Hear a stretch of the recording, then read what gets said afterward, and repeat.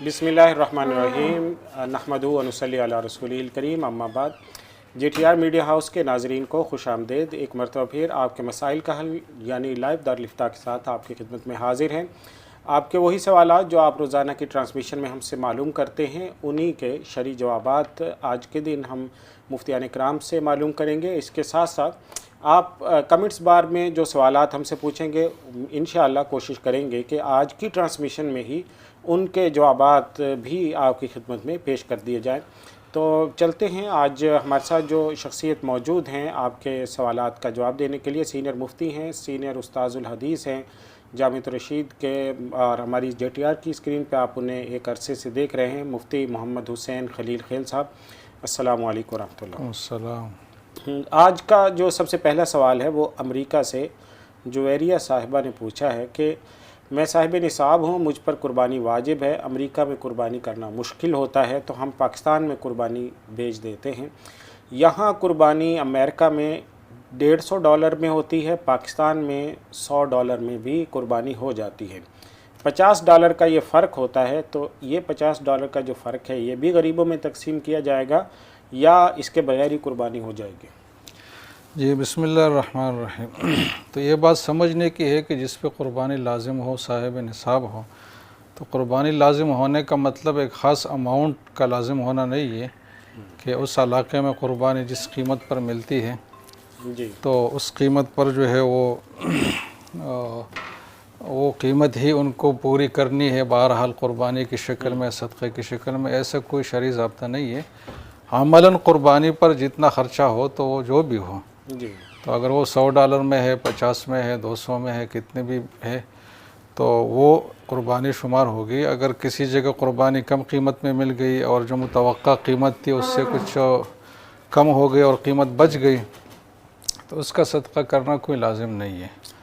وہ تو اختیار ہے۔ ان کا مقصد یہ ہوگا کہ جہاں پہ ہم ادا کر رہے ہیں یعنی پاکستان میں، وہاں کا اعتبار ہوگا، یا جہاں ہمیں قربانی واجب ہوئی ہے یعنی امریکہ میں وہاں کی قیمت کا اعتبار ہوگا؟ جی میں نے یہی عرض کیا کہ قربانی واجب ہونا کسی خاص اماؤنٹ کی شکل میں نہیں ہے صحیح ہے، جس میں ہم اس شخص کا اعتبار کریں کہ جہاں وہ موجود ہیں، صحیح ہے، جیسے کہ صدقۃ الفطر ہے مثلا۔ صحیح ہے، یہاں تو قربانی ایک حصے یا مستقل جانور کی شکل میں دینی ہے، تو اگر امریکہ میں دینی ہے، اگر وہاں زیادہ قیمت پر ملتی ہے تو پاکستان میں اگر اس سے کم قیمت پر ملے تو چیز ایک ہی ہے، واجب ایک جیسی ادا ہوگی۔ تو جو اضافی سرپلس کی اماؤنٹ بن رہی ہے تو وہ صدقہ کرنا کوئی لازم نہیں کوئی ہے، لازم نہیں۔ کر لے تو اچھی بات ہے لیکن لازم نہیں ہے بہرحال۔ ٹھیک ہے جی۔ اچھا، اگلا سوال حافظ سلیمان صاحب نے پوچھا ہے، قربانی کا ارادہ رکھنے والے کے لیے بال اور ناخن کاٹنا جائز ہے یا نہیں ہے؟ اس بارے میں وضاحت کر دیجئے۔ جی جائز بایمانہ تو ہے کہ اس سے کوئی گناہ نہیں ہوگا، جی لیکن یہ ایک مستحب اور سنت حکم ہے، زیادہ باعث ثواب ہے کہ جس کے قربانی کا ارادہ ہو اور ذوالحجہ کے دن شروع ہو اور اس نے ناخن اور اضافی بال ابھی تک کاٹے نہیں ہے جی تو وہ نہ کاٹ لے، جب قربانی ہو جائے تو اس کے بعد وہ کر لے۔ تو اس حکم میں دو باتیں، ایک تو ایک یہ مستحب درجے میں ہے، اگر کوئی اس کی خلاف ورزی کرے گا تو گناہگار نہیں ہوگا، لیکن خلاف ورزی نہیں کرنی چاہیے، اس پہ حتی الامکان عمل اور اہتمام کرنا چاہیے، کیونکہ صحیح احادیث میں یہ بات ثابت ہے، حضرت ام سلمہ رضی اللہ عنہا اور دوسرے روایات سے ہیں، اور اس سے کہ حکمتیں بہت ساری ہیں، محدثین نے اس پہ ہم بات نہیں کر سکتے وقت کی وجہ سے، لیکن باقاعدہ اس کے پیچھے حکمت ہے، شریعت کا ایک فلسفہ ہے کہ ایسا کیوں ہے، تو اس حکم پر عمل کرنا چاہیے۔ البتہ فقہاء نے یہ بات بھی لکھی ہے کہ یہ جو اضافی چیزیں ہیں ان کی صفائی کے لیے زیادہ سے زیادہ جو رعایت کا وقت ہے تو وہ 40 دن تک تاخیر ہے، صحیح ہے، 40 دن سے زیادہ تاخیر یہ مکروہ تحریمی ہے، گناہ ہے۔ تو اگر کسی کے پہلے سے 40 دن مکمل ہو گئے ہیں یا اسی بیچ میں مکمل ہوں گے تو اس کو پھر چاہیے کہ یہ صفائی کر کے یا چیزیں زائل کر لے، اس کے لیے حکم نہیں ہے پھر۔ صحیح جی۔ اچھا، اگلا سوال ہم لیں گے، اس سے پہلے اپنے جو ناظرین ہیں ان کو بتاتے چلے کہ آپ لائیو بھی ہم سے سوالات پوچھ سکتے ہیں کمنٹس بار میں، جو ہماری ٹرانسمیشن آپ دیکھ رہے ہیں خصوصاً فیس بک کے اوپر، وہاں آپ ہماری کمنٹس کے ہماری اس ٹرانسمیشن کے کمنٹس بار میں آئیے، وہاں پہ اپنا سوال چھوڑ جائیے، انشاءاللہ اس کا جواب بھی ضرور ابھی معلوم کر لیں گے آپ اور مفتی صاحب کی خدمت میں پیش کریں گے۔ اگلا سوال پشین سے شمس خان صاحب نے معلوم کیا ہے، وہ کہتے ہیں کہ ذاتی مکان کے لیے میزان بینک سے قرضہ لینا جائز ہے یا نہیں ہے؟ بس یہ اصطلاح تو صحیح نہیں ہے کہ میزان بینک سے قرضہ، کیونکہ وہ قرضے کی صورت نہیں ہوتی، صحیح ہے، وہ ایک پارٹنرشپ کی صورت ہوتی ہے اور اس کی پھر اپنی تفصیلات ہیں۔ تو فائنانس آپ کہہ سکتے کہ فائنانس لینا، مالی تعاون حاصل کرنا میزان بینک سے، تو وہ درست ہے، کیونکہ وہ شریعہ کے جو موڈز ہے فائنانس کے اس کے مطابق ہے، پہلے سے اس کی نگرانی بھی ہوتی ہے قابل اعتماد طریقے سے، تو ان کے جو بھی پروڈکٹس ہیں ان سے استفادہ کرنا یہ جائز ہے۔ ٹھیک ہے جی۔ اگلا سوال بھی اجمل خان صاحب کا، اس کا جواب بھی ہو گیا کہ میزان بینک سے آپ جو معاملات وغیرہ کرتے ہیں وہ درست ہے، کیونکہ وہ شریعہ کمپلائنٹ ہوتے ہیں۔ اب اگلا سوال ہے، محمد علی طاہر صاحب نے پوچھا ہے کہ گروپ انشورنس اور ہیلتھ انشورنس کے بارے میں وضاحت کر دیں، یہ کروانا جائز ہے یا ناجائز ہے؟ اس کے حلال اور حرام ہونے کے بارے میں بتا دیجئے۔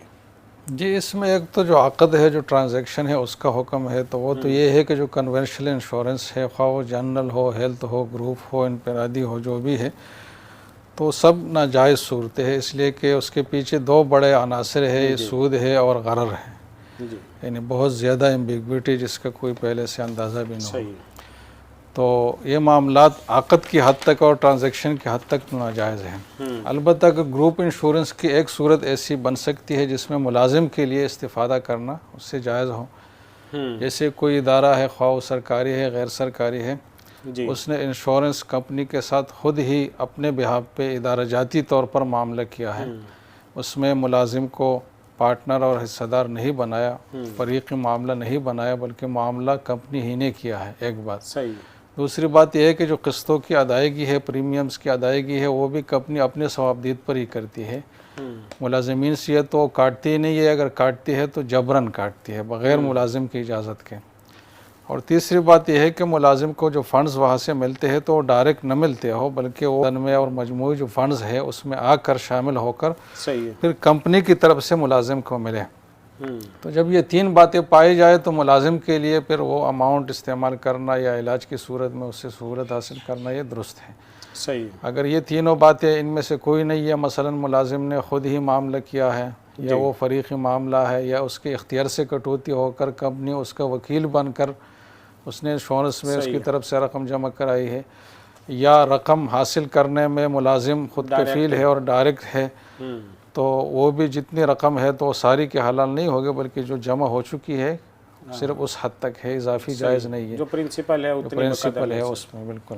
صحیح، تو اس میں ایک تفصیل ہے کہ اس میں ملازم کے لیے جواز کی استفادے کی جواز کی صورت بن سکتی ہے، استفادہ کرنے کے، باقی جو کمپنی کے لیے معاملہ ہے تو وہ درست نہیں ہے۔ صحیح۔ اچھا، ہم سے لائیو سوال آسٹریا سے عادل صاحب نے معلوم کیا ہے، وہ یہ کہتے ہیں کہ ہماری مسجد میں کسی شخص نے آ کر شراب گرا دی تھی، کارپیٹ کے اوپر وہ شراب گری تھی، تو کیا وہ کارپیٹ ناپاک ہو گیا؟ اگر ناپاک ہو گیا تو اب اسے ہم پاک کیسے کریں؟ کارپیٹ ہے، بڑی چیز ہے۔ جی، وہ شراب اگر انگور یا کھجور کی ہے تو پھر وہ تو پیشاب کی طرح نجس ہے، ناپاک ہے، تو اس کا دھونا بہرحال لازم ہے، اور کارپیٹ کا ہٹانا اگر وہاں سے بہت مشکل ہے، جیسے کہ بہت بڑے کارپیٹ بھی ہوتے ہیں، پورے حال کے لیے ایک کارپیٹ بھی ہو سکتا ہے، تو اس میں یہ ہے کہ کوئی گیلی چیز اس پہ بار بار لگا کر اس حد تک اس کا ازالہ کیا جائے کہ یقین ہو جائے کہ اب وہ اثرات ختم ہو گئے، زیادہ سے زیادہ یہ ہو سکتے ہیں، لیکن زائل کرنا بہرحال لازم ہے، ضروری ہوگا۔ جی، آسٹریا سے عادل صاحب، آپ کے سوال کا جواب ہو گیا۔ اگلا سوال فرمان نسیم دہلی سے معلوم کر رہے ہیں، 1,00,000 روپے کسی کو دے کر ہر مہینے 10,000 روپے بطور نفع لے سکتے ہیں متعین؟ نہیں جی، اس کی کوئی گنجائش نہیں ہے، اگر قرض کی صورت ہے تو سیدھا سیدھا سود ہے، لیکن اگر کاروباری انویسٹمنٹ ہے تو بھی یہ طریقہ جائز نہیں ہے کہ فکس نفع آپ لے متعین رقم کی شکل میں، یہ بہرحال ناجائز ہے۔ جائز یہ ہونا چاہیے کہ ایک تو رقم کاروبار کے لیے ہو، قرض نہ ہو، مطلب وہ گارنٹیڈ نہ ہو کہ بہرحال اس کے ذمے میں ادائیگی لازم ہو، اگر اس کی کوئی غلطی وغیرہ نہیں ہے اور کسی ناگہانی آفت سے کوئی نقصان ہوا تو اس کا وہ ذمہ دار نہیں ہوگا،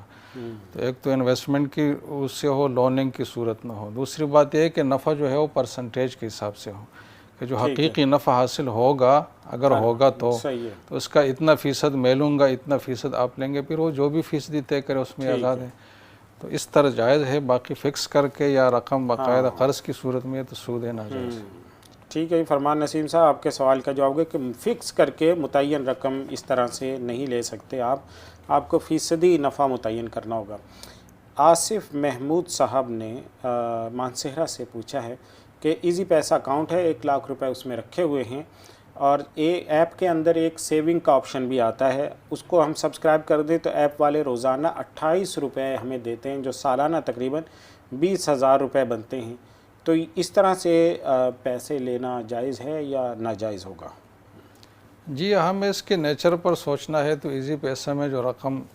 جمع کی گئی ہے تو اس کی فقہی حیثیت قرض کی ہے۔ جی، اب اس میں سیونگ کا مطلب یہ ہے کہ قرض پر نفع دینا ہے، صحیح ہے۔ تو ان کا کوئی شریعہ کمپلائنٹ طریقہ تو ہے نہیں، عام جو بینک کا طریقہ ہے اور جو پرنسپل ہے اسی کے مطابق ہی سارا معاملہ ہوتا ہے، تو لہٰذا یہ سیونگ اکاؤنٹ سود ہے اور یہ ناجائز ہے۔ ٹھیک ہے جی، اس سے یہ اکاؤنٹ جو ہے ایزی پیسہ اکاؤنٹ، اس کا بھی کوئی بھی شریعہ کمپلائنٹ نہ ہونے کی وجہ سے یہ سارا کچھ ناجائز ہوگا جی۔ اچھا، کراچی سے نائلہ اکبر نے معلوم کیا کہ ابو سے 10 لاکھ ادھار لیے تھے، اب ابو کا انتقال ہو گیا ہے، وہ رقم کس کو واپس کی جائے گی؟ جو رقم تمام ورثہ کو واپس کی جائے گی، جن میں خود بھی شامل ہے، جی، تو یہ ورثہ کی کیفیت معلوم کر کے، ان کے حصے معلوم کر کے، اس میں سے ان کا جتنا حصہ بن رہا ہے وہ کاٹ کر باقی رقم جو ہے وہ ترکہ میں شامل کرے، تاکہ وہ باقی ورثہ میں شرعی حصوں کے مطابق تقسیم ہو۔ اچھا، خالد پشاور سے معلوم کر رہے ہیں کہ کسی ہندو بھائی سے دوستی ہو تو السلام علیکم و خدا حافظ ہم اس کو کہہ سکتے ہیں یا نہیں کہہ سکتے؟ سلام کہنا یہ تو مسلمان کے ساتھ خاص دعا ہے، کیونکہ سلامتی کا پہلو جو ہے وہ اسلام میں ہی ہے، تو غیر مسلم کو باقی عرفی جو الفاظ ہے، جی، معاشرتی الفاظ جو گریٹنگ کے الفاظ ہے، مطلب ملاقات کے وقت میں، تو وہ تو ادا کیے جا سکتے ہیں، لیکن جو شرعی لفظ ہے سلام کا تو اس سے احتراز کرنا چاہیے۔ البتہ اگر کوئی کسی کی مجبوری ہے بہت زیادہ اور بات چیت شروع کرنے کا کوئی اور طریقہ اس کو سمجھ نہیں آ رہا، تو محض بات چیت کے شروع کرنے کے ایک سٹائل کے طور پر سلام جو ہے وہ کیا جا سکتا ہے، اس میں کوئی گناہ نہیں ہے، لیکن عام طور پر یہ اس سے احتراز کرنا ہے۔ زیادہ سے زیادہ یہ کہے کہ السلام علی من اتبع الہدی، تو السلام کہے، باقی الفاظ اپنے پاس ہی۔ صحیح ہے، بس صرف سلام سے کہہ دیں۔ ٹھیک ہے، آخری سوال آج کی ٹرانسمیشن کا، اور ناظرین کے جو سوالات ہیں انشاءاللہ وہ باقی کل کی ٹرانسمیشن میں انشاءاللہ معلوم کریں گے۔ عبدالواحد صاحب نے پوچھا ہے کہ ڈاکٹر کے پاس مریض بھیجنے پر عموماً کمیشن جو ہے وہ لیا جاتا ہے، اس کمیشن کی حیثیت بتا دیں، بہت زیادہ عام ہے یہ آج کل۔ جی، یہ ڈاکٹری کی صورت میں کمیشنیں بہت زیادہ مطلب آ گئی ہے، کوئی دوائی ڈاکٹر سے لکھوانی ہے تو ڈاکٹر کمیشن لیتا ہے، ڈاکٹر کو کوئی مریض بھیجنا ہے تو وہ آدمی کمیشن لیتا ہے، جی، ڈاکٹر کسی لیبارٹری کو مریض مطلب بھیج دیتا ہے ٹیسٹ وغیرہ کے لیے تو اس کے کمیشن ڈاکٹر لیتے، تو یہ کمیشنوں کے سلسلوں کی وجہ سے علاج جو ہے ایک تو بہت زیادہ مہنگا ہو گیا ہے، دوسرے اس میں غیر ضروری اخراجات لوگوں پر ڈالے جانے شروع ہو گئے ہیں، غیر ضروری دوائی یا ٹیسٹ وغیرہ، تو یہ سلسلہ انتہائی ناپسندیدہ ہے، بہت مکروہ دندہ ہے، مطلب یہ جو ڈاکٹری کے حوالے سے جتنی بھی کمیشن ریلیٹڈ ہے، تو اس میں پھر فرق مراتب ہے، کچھ زیادہ ہی، کچھ تو حرام ہے بالکل، کچھ انتہائی ناپسندیدہ ہے، کچھ اس سے کم درجے کے ہیں۔ بہرحال انہوں نے جو بات پوچھی ہے اس کا فقہی حکم جو ہے وہ یہ ہے کہ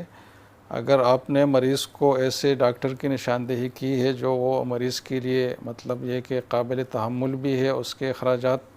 اور مریض کے مناسب بھی ہے کہ اسی ڈاکٹر سے وہ علاج کریں، اور آپ نے اس وجہ سے اس کو ریفر کیا ہے کہ آپ کے لیے اس مریض کے حوالے سے کوئی اور مناسب حوالہ موجود نہیں ہے ماں سوائے اس ڈاکٹر کے، یا ایک برابر درجے کے لوگ ہیں، تو ایک تو ایک اس میں مریض کی خیرخواہی پیش نظر ہو، وہ ہونے چاہیے، اگر وہ نہیں ہے تو پھر یہ عمل جائز نہیں ہے۔ دوسری بات یہ کہ جو کمیشن ڈاکٹر سے طے ہے تو ڈاکٹر وہ کمیشن پھر مریض کے اوپر نہ ڈالے، بلکہ اپنی جو کمائی اس کی ہے فیس وغیرہ کی شکل میں، جو دوسرے لوگوں سے بھی وہ لیتا ہے تو اس سے بھی اتنی فیس لے اور اسی کمائی سے ہی وہ کمیشن کی ادائیگی کرے۔ اگر وہ مریض پر بالواسطہ وہ بوجھ ڈال دیتا ہے مریض کو بتائے بغیر، تو یہ بھی دھوکے کی ایک صورت ہے مریض کے ساتھ، تو اس لیے پھر اس سے احتراز کرنا لازم ہے۔ صحیح، بہت شکریہ جی، مفتی محمد حسین خلیل خیل صاحب ہمارے ساتھ تھے۔ ناظرین، آپ کے وہ سوالات جو آپ نے ہم سے پوچھے تھے ان تمام کے جوابات دیے گئے ہیں، آپ مزید بھی کوئی سوال پوچھ سکتے ہیں اس ٹرانسمیشن کے بعد، جو آپ کے کمنٹس آئیں گے انشاءاللہ کل کی ٹرانسمیشن میں ان کے جوابات ضرور دیے جائیں گے. تو زیادہ سے زیادہ اس کو لائک کیجئے، شیئر کیجئے، کمنٹ کیجئے، اور جو آپ کے سوالات ہیں شرعی نوعیت کے وہ آپ یہاں کمنٹس بار میں ضرور معلوم کر سکتے ہیں. انشاءاللہ نئے سیگمنٹ کے ساتھ کل ایک مرتبہ پھر دن 2 بجے آپ سے ملاقات ہوگی. تب تک کے لیے اجازت دیجیے. السلام علیکم ورحمۃ اللہ وبرکاتہ.